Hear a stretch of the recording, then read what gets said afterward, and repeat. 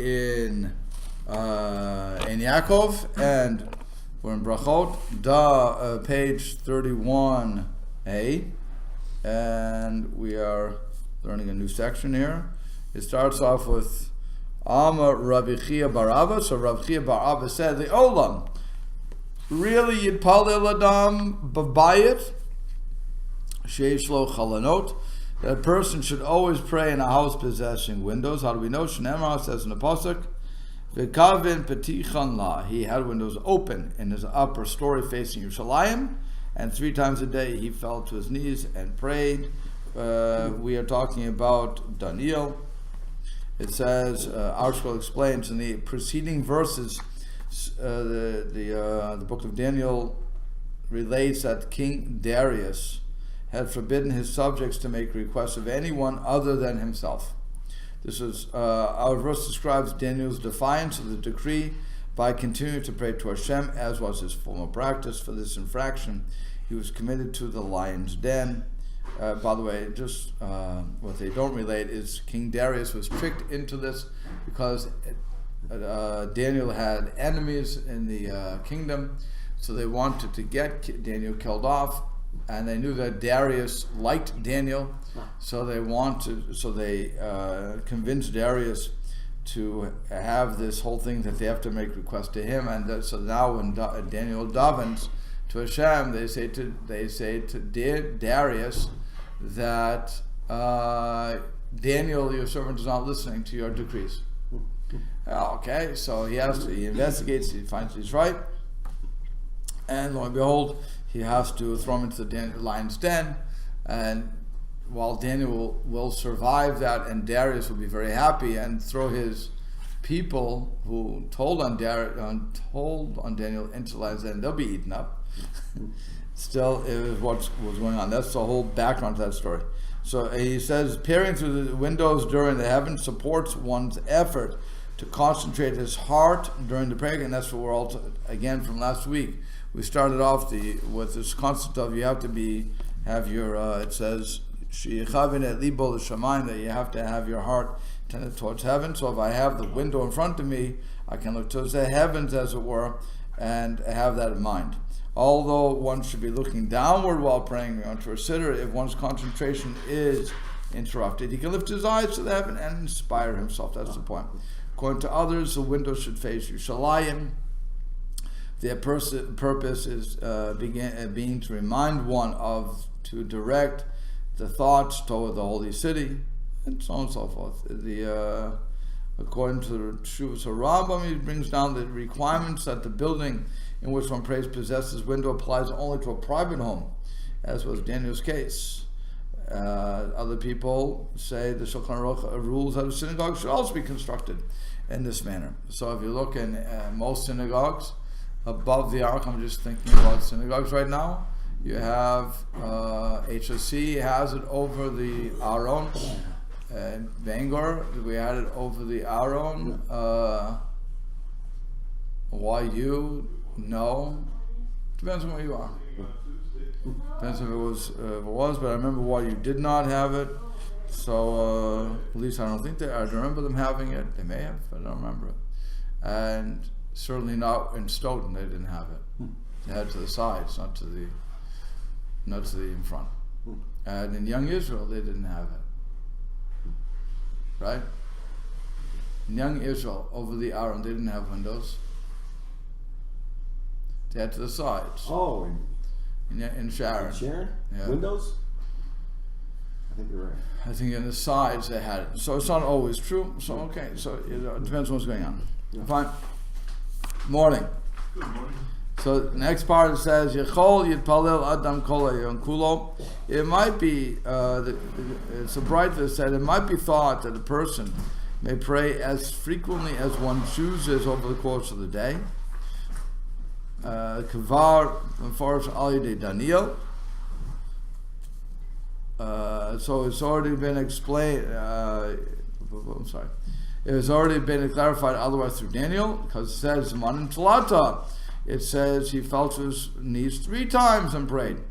So it's not true. You don't just pray whenever you want. So, Yichol Kishabal Gola Huchala. It might be thought that Daniel's practice of praying commenced when he went into exile, and that's why he only davened 3 times a day.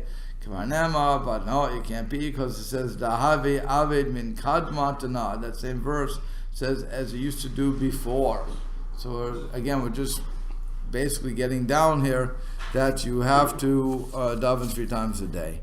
Namely, Shachar, as Rashi explained, Shachar is Mincha Mariv, and then this tefillah that he began, like I said, you might have thought he wouldn't do it before, so no, he did it before. Fine, next. Yachol Yipalel Adam L'chol Ruach Shirtzar. So maybe it could be thought from that a person could daven in whichever direction he desires.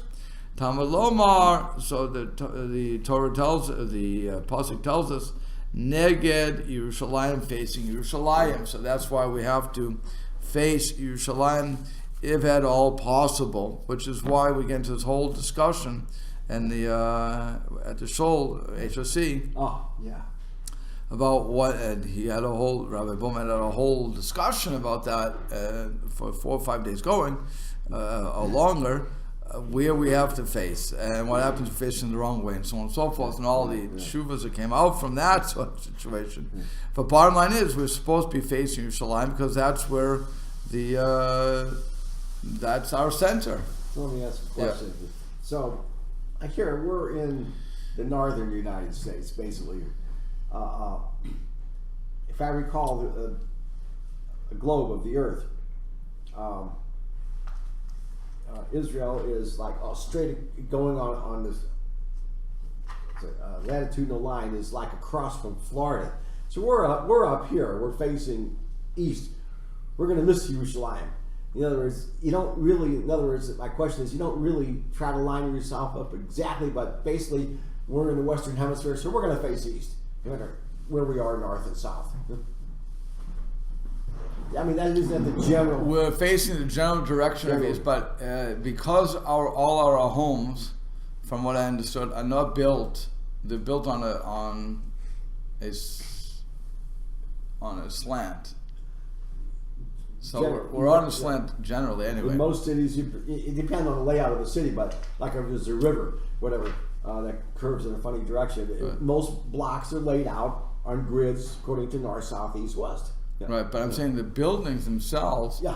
I remember my brother when growing up. That's where the building would be built. But I'm saying I remember when I was growing up in Stoughton, and we were looking for the east. My brother would always say it's in that corner of the house, the corner. Yeah, yeah. So I said, well, what's the corner? The corner, because the houses are built that way. Yeah. So when we face general direction east, yeah.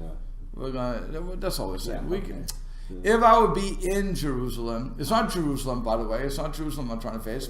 It's the Holy of Holies. Right. So really, if I would face that or have a picture of that, that would be an interesting question, actually. What if I had a picture, like here? If you go into what Rabbi Lindau did with, I think it was Rachel Goldberg, who was a painter, where she made the picture of Yerushalayim. Yeah. So what if I have a picture in front of me? Is that just as good as facing Yerushalayim? In other words, I'm facing the east, fine. But what am I seeing with the east? I have in mind, I'm davening to Yerushalayim. But you're telling me you're really not davening to Yerushalayim. You're really davening way above. Yeah. You're davening above, so you're not hitting it anyway. So, do I really have to figure out where Yerushalayim, the Kodesh HaKadoshim would be, Holy of Holies would be, and therefore wherever I am, set my compass to that? And if that's the case, that's what they originally wanted, by the way. Certainly they originally wanted that. There you go. Everybody pull out their iPads and figure out where they should be. But is that what I should be doing? Or is it just enough to think about? And that's the question here. They say you may have thought that you can daven whichever direction you desire. The answer is no. Oh, so what does this do for me? This would get me... Hotel compass. I think that I never know how to read a compass. That lines up with the great circle that puts us on the shortest lines, and that's not even east or southeast. It's a great circle. I had that discussion once before. So here we're saying that this is the right way, but it's saying that's east. That's east. Right, but he's saying it's here. Right, because you're lining yourself up. If you fly from here to Israel, you're flying northeast. Okay, so I'm saying, but if I'm facing this way, I really should be facing this way. Well, yeah. That's what they're saying. That's what they're saying. Be the shortest route around the globe. That's what that's showing. The shortest route around the globe it's on.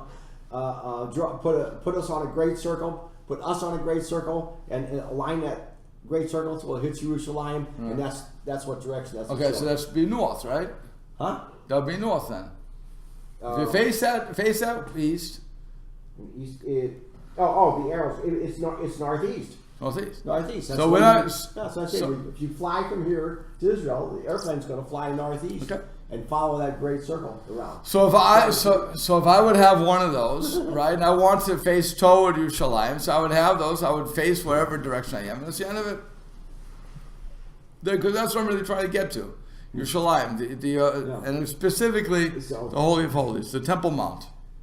Well, I told you that one class in Chicago years ago where the rabbi brought, a scale globe, and he had a circle cut out from the corrugated cardboard to fit around the globe. He had the globe removed from its mounting and showed us what represented a great circle, and showed us that indeed the shortest direction from the northeastern United States was flying in the north over Canada, and you follow that line around. That's by mileage. That's the most direct route. Okay. Shortest.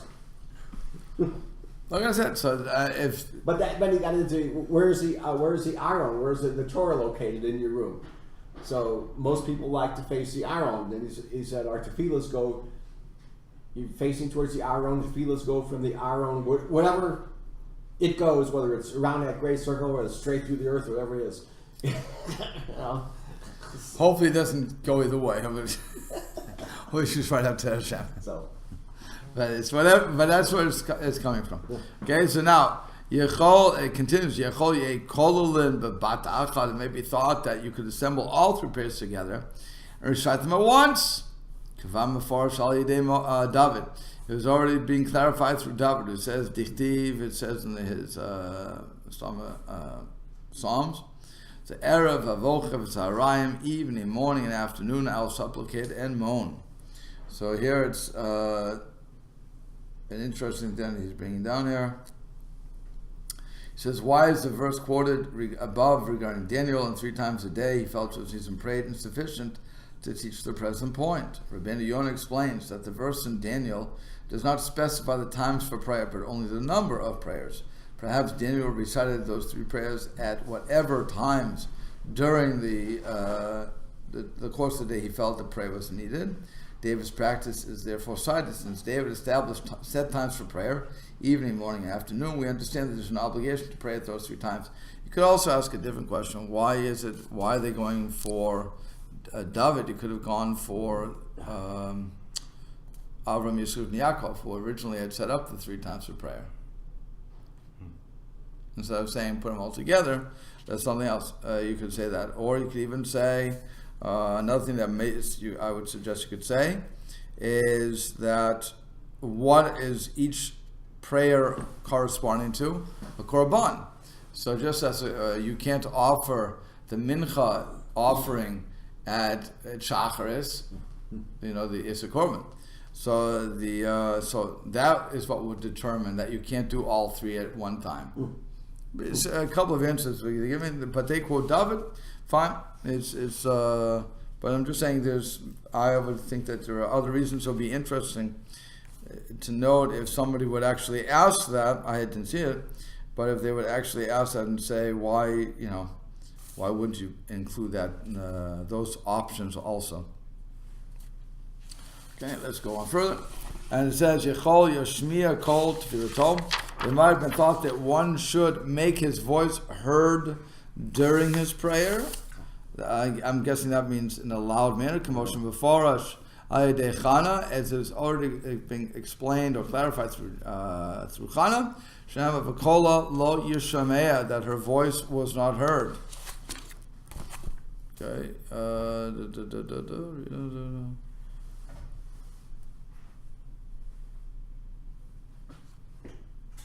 Okay, but Yechol is a whole bunch of all from this. It's interesting what the Gemara does here. But Yechol Yish Al Adam Sarachav Yachakach Yipalel. It may have been thought that a person should first daven for his needs, and for the right, and by reciting the 13 middle brachas first, and afterwards he should pray the first 3 brachas, which contain the praise of Hashem. Kvad Mafarish al Yidei Shlomo, it's already been clarified through Shlomo. Shneimar, it says L'shmoa el arina v'el tefillah. That first you have to hear the song of praise, and then you go to tefillah. And how do we know that Rina is? It says L'shmoa el arina. So Rina zu tefillah. Rina is tefillah. Tefillah zu bakasha. And tefillah, the word tefillah is referring to supplication. So we learn from that. First you have to praise Hashem, then you have to petition Him for His needs. Okay, Rashi explains that Rina zu tefillah shel shavach. That Rina is a prayer of praise. And bakasha is she'ela tzrachav, when you're asking for one's needs. So that's what he explains it. Also, you have the Maharsha. Excuse me. The Maharsha that says Yechol Yish'al Adam Sarachav Yechakak Pelel. Maybe a person going with the same thing. Maybe a person should ask for his needs first and then pray. But Parakam Avodah Zarah. So he says in the first parak of the first chapter of Avodah Zarah, Ika Tana'e the Peligi B'Hachi. There is an argument going on. There is an opinion that says one should daven first, and then you should ask. The one who says you should daven, then you should ask your needs. Mighty lakra acharina. He brings a different verse. That he says, I will pour before you my conversation, and in my distress before you I will tell you. And now in here that they bring a different verse from Shlomo. It says he listens to the rejoicing, which is tefillah. This is prayer. V'yala tefillah, and to the prayer this is the request. Rosh Limor devadai milat tefillah balashon hakatuv. That specifically the word tefillah in the language of the pasuk of Elishon to Tamuda ala rov, and the language of the Talmud is on the excess, if you will. Hu mora alashon shavach, that's teaching on the language of praise. Via techina v'kol makom mora alashon bakasha, and techina, the word techina in most places would be going on the language of request. Reish Dahikra, so the beginning of that verse, it says, "Ufanita el tefilat avdecha," and you should turn to the prayer of your servant. V'al tachaneu l'shmoa,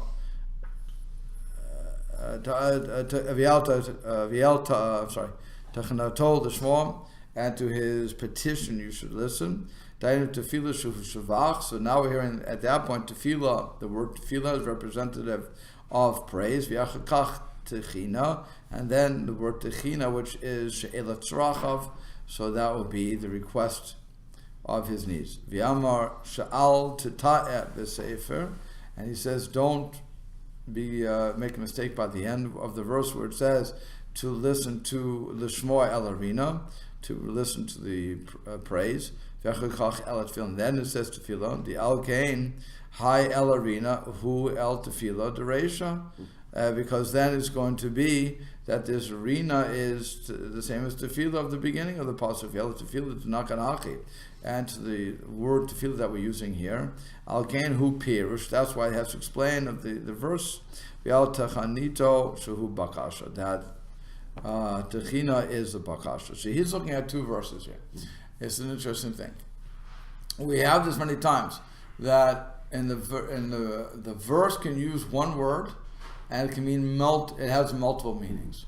So in one place, tefillah means shvach, praise. In another sentence, and the one we're using with Shlomo, tefillah means bakasha, request for your personal request. So he's saying that don't think because tefillah means in one place shvach that it cannot mean request another place. It does, and you have to look at the context of what's going on. Sometimes tefillah can be a general thing of praise, and then you have to have techina, which would mean your personal petitions. Other times not. So that's why if you ever look at Rashi in Chumash, when it says Shimu Na, and it says Ein Lashon Na Ela Bakasha, right? That it means Shimu Na can mean listen now or please listen. Na can mean either please or now. So Rashi, and when it means please, Rashi will say these famous words, Ein Lashon Na Ela Bakasha, that the language of na only is referring to bakasha, to request. And what that means is, in this particular sentence, the language na is only request and not now. So the same thing he's saying here, that's what the Maharsha is saying here. And when it comes to tefillah, it's only can mean one thing in this particular context, namely bakasha, request, and in the other place it can only mean shavach. So each one has to go by context. That's what the Maharsha is bringing down. It's an interesting concept that we have, but you have to know what the word means in each particular place. Okay, so now let's go on further. It says, Ein omer devar bakasha elcher emet v'yatziv. One may not recite supplication after the bracha of emet v'yatziv, which is true and certain before beginning the Shemona Esrei. Aval acher tefillah, but after Shemona Esrei, I feel you could say there vidoy shel Yom Kippurim Yom Omer. He could even recite a supplication as long as the order of the Yom Kippur confession. In other words, there's no problem with doing that. And he says, the article explains, we might assume that since one has already praised Hashem by reciting the Shema and his brachot, which culminate in the blessings of Emet v'Yatziv, it would not be permissible to offer supplications even before the Shemona Esrei has begun. The Brata therefore advises us that we may not do so because of the dictum that one must always join Geula to the Shemona Esrei, the redemptive blessing with which the prayer of Emet v'Yatziv concludes to the recital of the Shemona Esrei without interruption. So that's the famous thing. So if you know to do that, you have to connect them. So you can't make supplications at that point. But after that, you can make as many supplications as you want, which is why we've always said, once you finish Amavrech and Moshe El Bashalom, or Elokan, actually there, but most people go Elokan Neshama, God might turn from speaking evil. At that point, before stepping back three steps, we would make all your supplications. Right? Could even do before. You can do before that too. In other words, once you have to say that blesses Israel with peace, and then you say Yehulos and Imrifi, they can be that line where it says we're breaking it off. Right before we say Elokan Neshama, if you say that line, so if you say that line, then again you can say a whole set of supplications. There's a lot of ways you can put it in. Shema Kolein you could also put it into, but it depends on what you want to do. Okay, where are we now? So Amar Rav Nuna.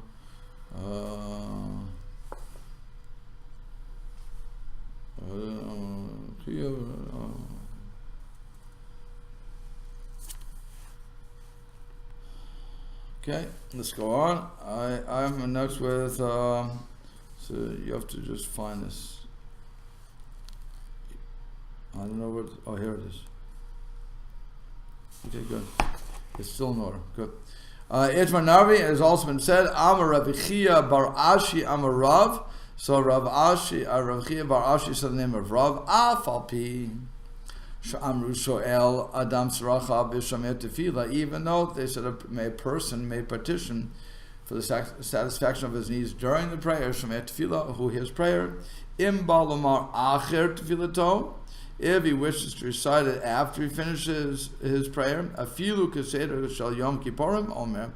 Again, that's when we say, even if he wants to go as long as supplications of Erev Yom Kippur, he may do so.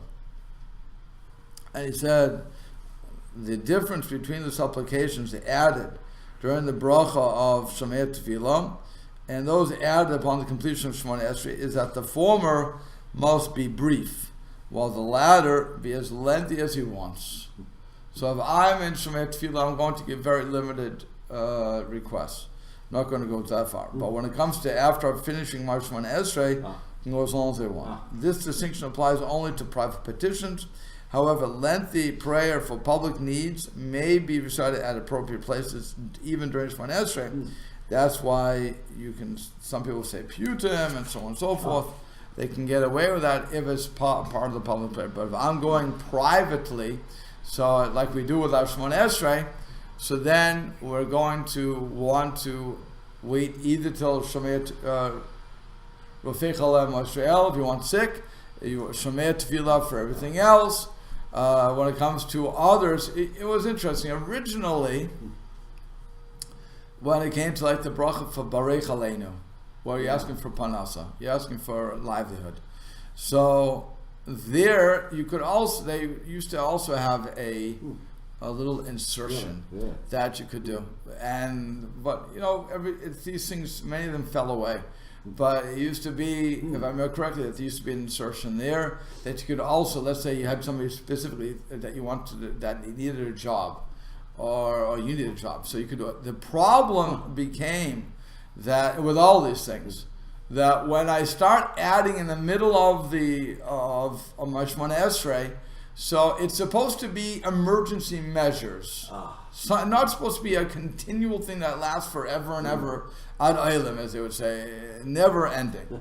But and that's why even when it comes to Shema Koleinu, where they have the bracha, where they have the petition to forgive me for all the sins I've done, and then give me parnas and so on and so forth. Even there, many people were against putting that in the Siddur. Because they said once it goes into the Siddur, once it goes into the prayer book, it's going to be said on a daily basis. And they're right, by the way. Many people, including myself, we say these things on a daily basis. And do they lose steam? Don't they lose steam? I don't know. Sometimes I think they keep the steam. But for me personally, they kept the steam. But it's other people just think it's part of it, so I have to say it. So it shouldn't be that. Remember, I'm petitioning something extra here. So I should know what those words mean if I'm going to say it. If I don't know, what am I asking for? So that's something. When it came, but on the other hand, when it comes to after Shemona Esrei, you've already finished. You're just on the Elokan Tzor. God guard my tongue from speaking evil. At that point, go as long as you want. Have a nice time. You have God's attention, as it were. Go for it. And if you want to keep that prayer going and going and going, by all means, that's not a problem. But don't do it in the middle, because again, they're supposed to be short and timely. So if somebody, God forbid, is sick, that's when you throw into Rafeinu. If they're on the list for 100 years, you should say that they would argue you should do it for other times. People also say no. Every time somebody's sick, you can include them Rafeinu. So it goes both ways, but the argument is there, and they want you to have the intensity of the tefillah when you're davening, and it shouldn't be weakened down by the continual thing of, okay, I know this and this and this. But if you, in the case of somebody having a relative, that's you want to put it into Rafeinu. If it comes to I'll pick on Jonathan Pollard. Jonathan, right? Jonathan Pollard, the guy in jail. Okay, so it comes to him and they want to free him. That doesn't belong in Rafeinu. That doesn't belong, unless he's sick, that doesn't belong in Shema Koleinu. That belongs more after Shemona Esrei. Because that's continual until one of our presidents decides to pardon him, which is another ad olam situation. I don't think anybody's going to pardon him. I'm not sure why, but it seems that there's a whole mishagas going on with that. But that's what we're looking at when we're saying you can go after until, as it were, with Yom Kippur. That's the separation that they want to make. Okay, right. So now let's go on. And it says, so Amar Rav Hamnuna. Alright, that's where you're up to. Amar Rav Hamnuna, I see it here, but let's see it here.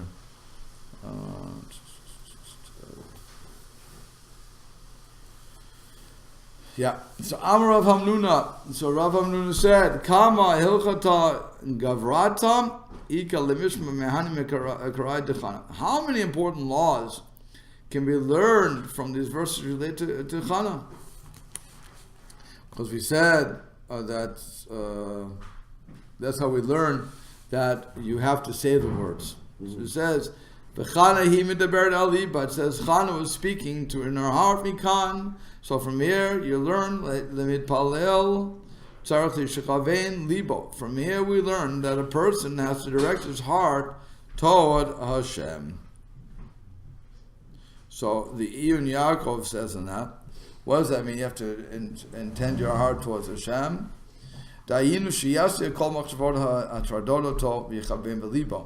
means you have to remove all of the thoughts that are troubling the person, and he has to intend his heart to the Perush Milo, to the understanding of the words. That's what we also rule, the Rambam, and so on and so forth. That's what it means. When it says that you have to be mechavein, it means you have to remove all those thoughts from your heart. Okay? Because what happens? People go to pray, and many times they are in distress, or their mind is flipping all over the place. Could be they're thinking about the great catch of whoever the guy was in the Super Bowl. What was his name? What was the last guy who caught the ball? I don't even know his name. But they could be thinking, oh, I remember that catch was so great, and meanwhile you're davening for Ezra. No, you have to stop. You have to intend your mind, remove all those thoughts that are bothering you, and that's it. Fine. So then what happens? Then it says, Rak sifatea naot, only her lips moved. Mikan, shamit palel, the mitpalel. From here we see that one who davens, the one who's davening, sheyachtoch bisvatav. He must pronounce the word with his lips. Now this is a very interesting situation. You see many people who put the talis over their head, who put the talit, put the tefillin on, and are, for all intent and purposes, religious looking. But they do not know how to pray. And what do I mean by that? And this is becoming a major epidemic apparently in the yeshiva world. They're not saying the words. They're not moving their lips. What? Talking about the kids in yeshiva. They're not moving their lips. They're just reading the words like I would read a book. That is not praying. Sight reading? Sight reading. They don't know? I can't tell you what they do know. I can't tell. Maybe they're asleep. I don't know. But apparently that's because I was just talking with somebody who was complaining about that and saying, how'd that happen? I don't know how it happened. But wait, you talking about? I'm not going to identify which yeshiva. What age level are you talking about? Talking about the kids in yeshiva, like say high school time. Well, most of them aren't wearing talisa. I'm saying even they do, but I'm saying even when they give. I hear somebody here who was claiming to. I'm guessing was claiming to. He had talis tefillin, and he didn't say the words. He read it. He read with his eyes. I saw it, and I was thinking, what happened? Now you could argue that he didn't learn right. Actually, you have to argue that he didn't learn right. Whatever the case is. But it's maybe all the way through grade school. I don't know. The problem is I don't know who Balei Tshuva are. I don't know who went through grade school. I don't know who's what. You're just seeing people. Okay. So as a result of seeing the people, you observe, so you see it. I know from very young, my son was told, you have to say the words. And all my kids were told, you have to say the words, or you're not davening. So I've always pushed that to them. So now, even if they're not praying, they go like this. The move that fine. At least they know mechanically they have to do it. And it's the only way you know if they're really davening is when they say it out loud. Either they can keep speed, or they can't. It's as simple as that. But it's So that apparently it A problem for whatever reasons, people don't know the halacha. I guess they didn't learn brachot. I don't know what the case is. I personally think that in yeshiva, and one of the first gemaras that should be taught is this very thing, brachot, because you learn a lot of practical halacha from it. Most of it's practical halacha, and good hashkafa. So, but they don't like it because they call it gemara with training wheels. Because it's not the ins and outs of Abaya for Rabbah. Okay, fine. But I still say that if you're not going to teach this, and give a nice course in halacha, whatever the case is going to be, but I'd rather go through the Gemara. But again, that's just my mishagas. And the yeshiva will can fight with me all they want. If they listen to this, they can fight with me too. But it's, I think, like I said, that's what happens. Okay, so we learn from that you have to say the words. V'kola, another one. V'kola lo yishamea. But her voice was not heard. So she moved her lips, but her voice... There's all one verse, by the way. Mikan sha'asu lagbiya kolo b'tfilato. From here we learn that it's forbidden to raise one's voice during his prayers. What does that mean? Now it's contradictory. It says I have to say the words. So I have to hear the words if I'm going to say the words. But what it means is my neighbor who's sitting next to me shouldn't hear the words. Why shouldn't he hear the words? Because he'll get confused. That's all. It's as simple as that. If somebody's next to me and they're yelling, the odds are I'm not going to be able to maintain my concentration. And seeing as we have hardly any concentration anyway these days, it's certainly not going to help out. And it's the old Abbott and Costello routine of 1, 2, 7, 8, 9, that sort of thing, right? You're counting, and he says 7, you go 8, 9, because you're not really counting.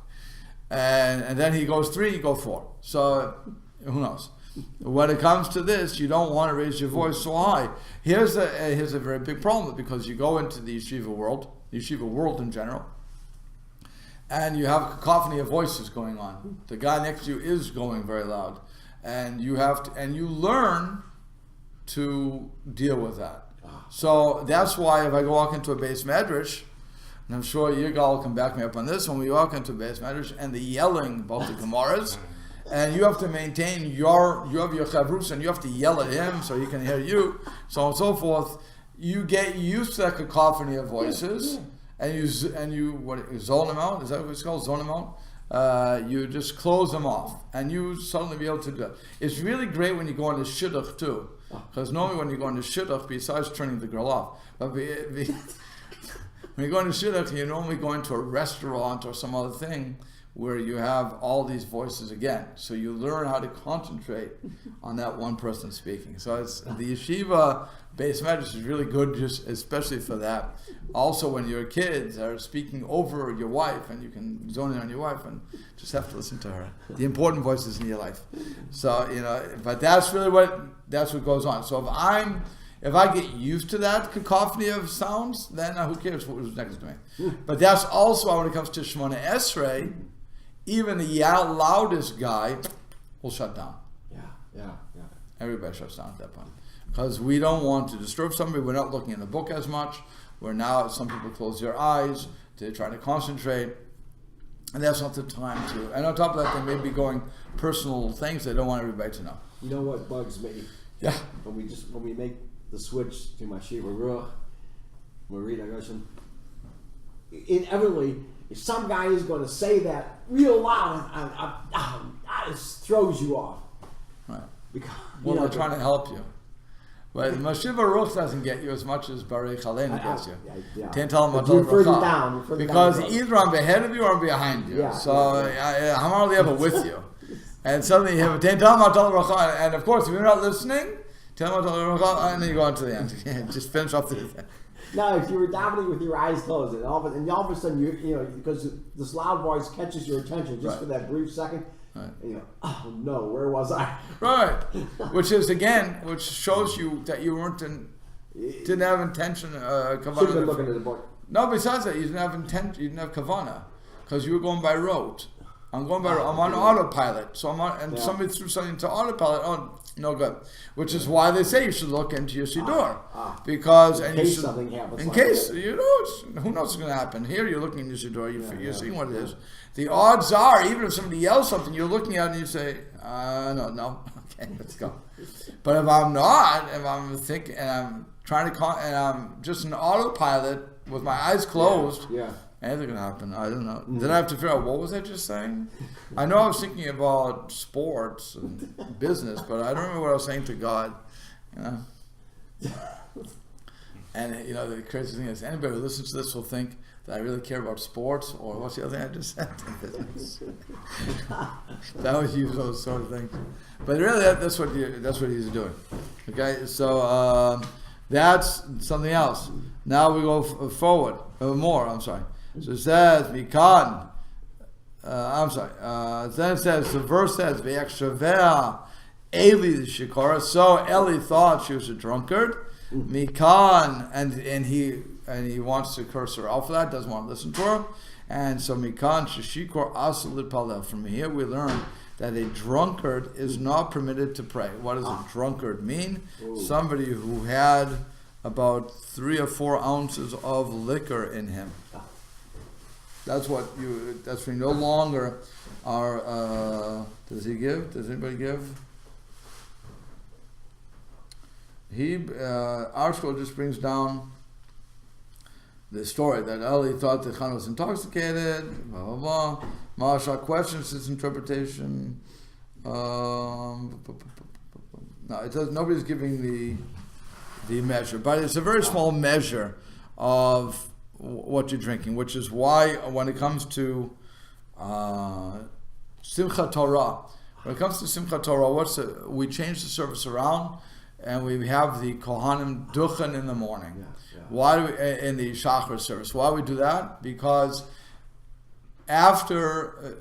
because the service went so long, what would happen is after you get your Aliyah, you would make a Kiddush. Or sometimes before Aliyah, you would make the Kiddush, whatever the case is going to be. I think we do it here before the Aliyah. Before the Hakafat, I think we do it here. So you would have, but already you've eaten something. And when you're making Kiddush, they didn't have grape juice in those days, they had wine. So you would have a wine. And when I was in New Brunswick, Moncton, New Brunswick, there they had the after your Aliyah, you would have a shot. So you have a Kiddush and you make the Aliyah. You do it. So the problem is that they it was the craziest minhag, but they used to have the liquor on usually bima, so that when you would have the after Aliyah, just right. You make the Kiddush and I said no, because what happened was people, mamas were getting drunk. Because while they're having Aliyah, I'll have an Aliyah, I'm with you. So it was no good. So I told them the liquor has to go outside. They all got really angry with me for that. I just changed the custom of 1,000 years. But it's I said it's not nice. It's not nice to the show. But I don't know what they do now. But it's who knows. But that was something. But because of that situation, we duchen in the morning because again, to be considered drunk by halakha standards is very small. It's 3 or 4 ounces of what you have. On an empty stomach, you'd probably be getting a little high on 3 or 4 ounces. But you're having something else. Once you have Kiddush, you're going to have a little cake. Food with it, but still, it's not like I said. That's why we also don't duchen in the afternoon, because the time of shichros, they say, the time of drunkenness, and people weren't getting drunk throughout the day. It was just a little bit they had a shot. If you think back to when you were going to shul in the Alta Country, namely Sharon, okay, Massachusetts. So there, I'm sure they had the Kiddush Club after every single minyan in the world, and the old man would shoot them. They would shoot the shot glass. It's nothing, and that's how they jumpstart themselves to go to work. But that's what it was. So once you do that, though, you can't duchen it. You shouldn't daven at that point. You have to wait until you're doing it. So fine. So It says, Vayomer Eleh, so we're going to go through a little list. Vayomer Eleh ad Eli, so Eli said to her, ad matai tishakarin. Eli said, how long will you be drunk? Amar Rabbi Elazar, mikan leroa b'chaver. So here we learn that one who observes his friend, davar she'eno hagon sarach lochicha, doing something improper, one is obligated to tell him off. You don't let him do it. You just don't let him go crazy with this stuff. What are we holding? I don't even know what time it is.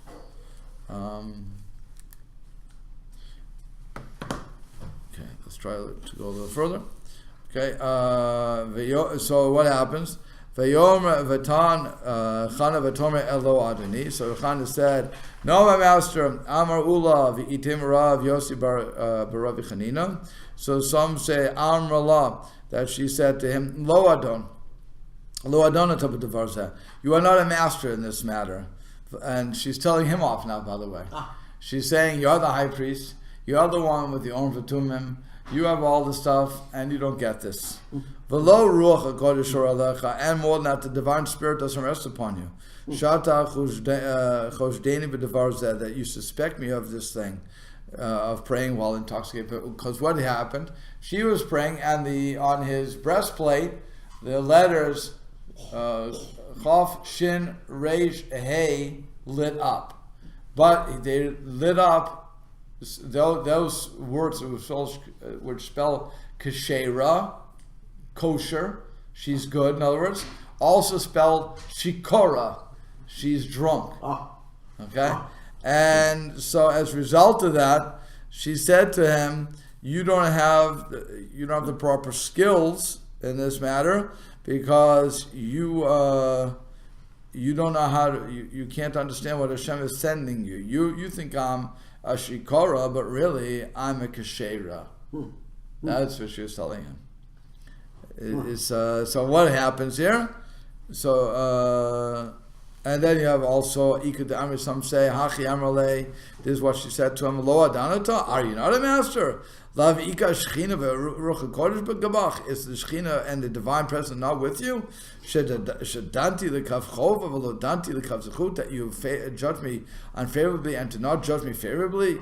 Milo yadati isha kashat ruach anochi. Do you not know that I'm a woman of a grief spirit? Now that she's really telling him off. So, either way she's going to look at that, you have to. It's a concept of saying.